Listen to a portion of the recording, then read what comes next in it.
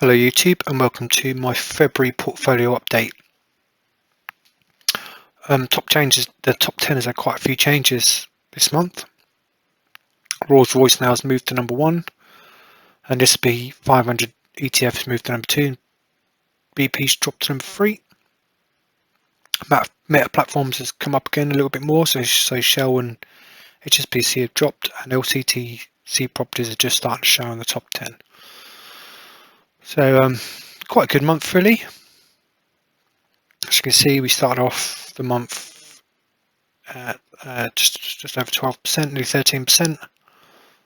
Then there was this kind of started to have a little dip in the middle here. So I decided to put my investment in that month just then, and then from that point there, really just continued to rise all the way through to the end of the month. So really good month in terms of investment. I've been doing the just have a look. Well, before we move on, that somebody asked how my pies work. So these are my pies. Hold to sell pie is the one where I put stocks to sell. So all of the pies are doing pretty good. There's plenty of profit in them. So I have been doing the power day into Gladstone land to sell, and we'll get to that. Let's go through. So let's have a quick look through what's been rocking and rolling, and what can we talk about this month. What's had a good month? What's had bad? It's one. Cat's doing okay again. Look. Oh, Cat's on a record high, $336. That's really good. Let's help boost more portfolio. Citigroup's been doing really well. So that was a loss at me at one point. So that's starting to get its act together. I've put a little bit more in Diageo, trying to get that back into up to £100 invested into that. Direct Line had news that somebody wanted to take home over or something. I can't remember what it was now, but they had that, so the share price shot up. This is in my hold to sell pie. So when it gets to 10% profit, so we're at 3.5% now, I'll sell that. So hopefully that will continue to run over the next couple of weeks and get to that point. Like I sell that off. Going through Gladstone land. This is the one I sort of talk about this month. So I've been buying this at £1 a day. So started the month off at $14 a share. The share price has actually dropped. But so given the fact that I've actually been putting £2 a day in because I need to make up for January where I didn't do it. So I've been doing that. So my losses haven't really changed. It's all around the sort of 30, 32, 33, 34, 35 pound mark. But my cost average for the returns, so my cost average price has come down $2.50 a share, which is good because sort of hoping over this year it will start to go back up, and my sort of plan is if I can get my cost average down to around $15, it means it only has to get to $16.50 for me to sell it. That's a 10% profit. So anyway, we'll see how that goes anyway. Else has been doing okay. This has been performed badly. I'm going to sell that. It's going to go next in the sell pie when I've got a sold company out there.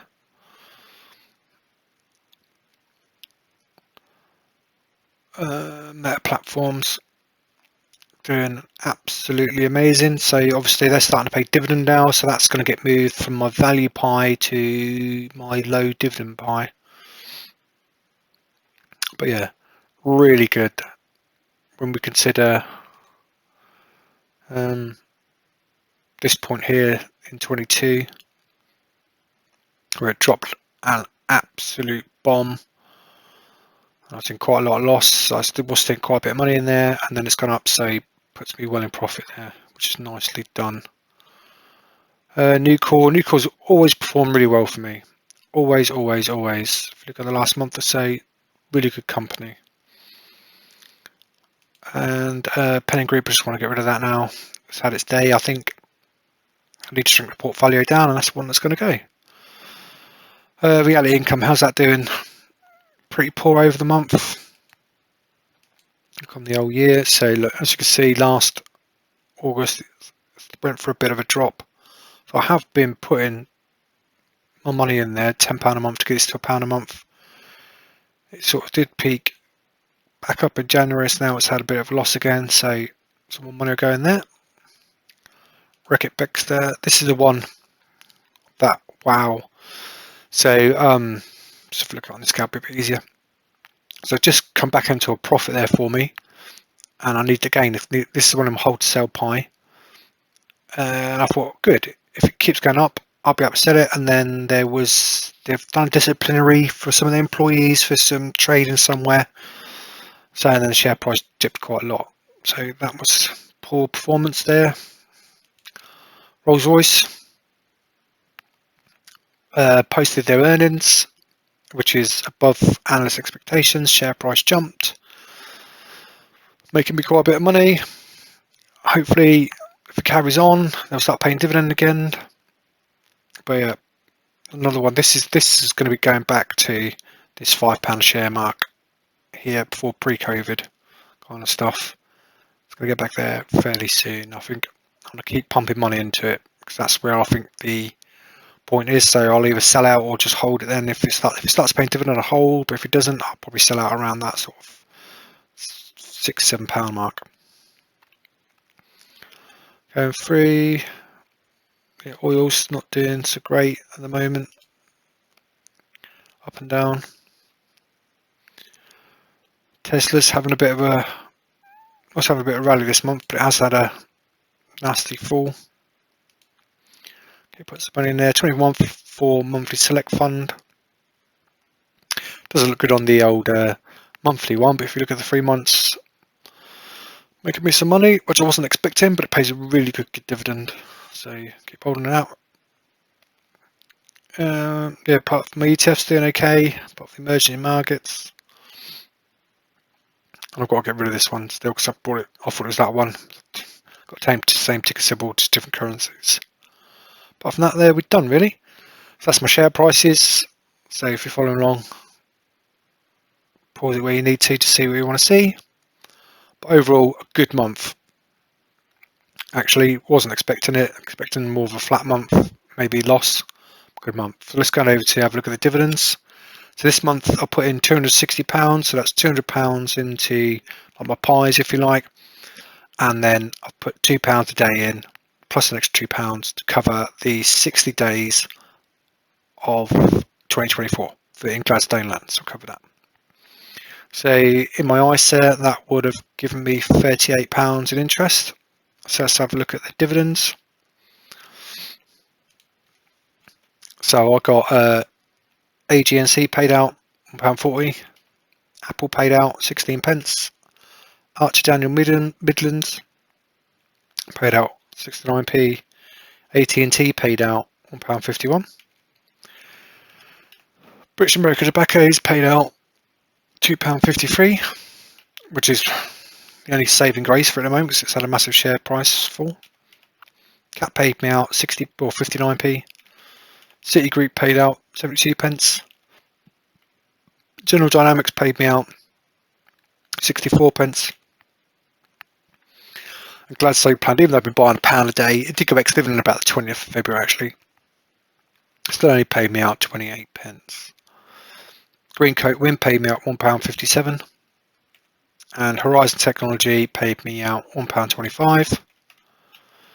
JP Morgan's iShares ETF paid me out 60p. Lowe's paid me out 49 pence. LTC Properties paid me out £1.08. Main Street Capital paid me out 66 pence. Nucor, as I showed, paid me out 49 pence. Very happy with that. These two ETFs paid out 175 and 179, which is nice and stable. The share price of both of them took a little bit of an knock lately, but still quite stable. My monthly ETFs, they're probably the better of the two actually. Procter & Gamble paid me out 68 pence. And Prospect Capital paid me out £1.33. And Reality Income paid me out 69 pence, which is good. Getting closer to that £1 mark. Or Bank of Canada, say banking has been taking quite a hit just lately, but the dividend's still good at £1.16. Stag paid me out 38 pence, and Starbucks paid me out 55 pence. And then my 24 Select Monthly Income Fund, a risky one, paid me out £1.19 pence, which is good. United Utility Group paid me out £1.34, and the Vanguard UK Gilt paid me out 30 pence, and the Vanguard US Corporate Bond paid me out 48 pence. And the last of least, but Whitestone REIT paid me out 27 pence, giving me a total for the month, including the little bit of interest that I got, of £25.25. So let's have a quick look at how they stack up in terms of my top 5 dividend payers at the moment. There's a slight change in that. Same companies, but slightly different order. So BP still number 1, AGNC is number 2, and then Prospect Capital now has just peaked in at number 3, with Shell at number 4, and I think it's 24 Monthly Select Fund, which comes in at number 5. But as you can see, doing really well. Happy with that. A slight downward trend, so I'm £5 less than I was last month, so slightly trending down on the month so far, or year to date. Going into the bigger numbers, so as we know, I've already put in £260 into the fund this month, which gives me, including my dividend reinvestment, 49% return, which is slightly inflated number, I suppose, because it counts the whole portfolio on against the money I invested this year. So we really want to look at is this one, which is at the moment I'm running at 19.85% return, which is really good.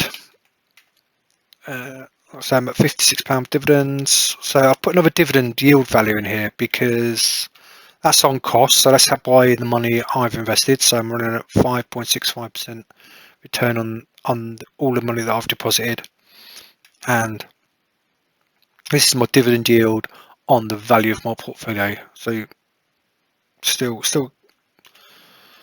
good numbers.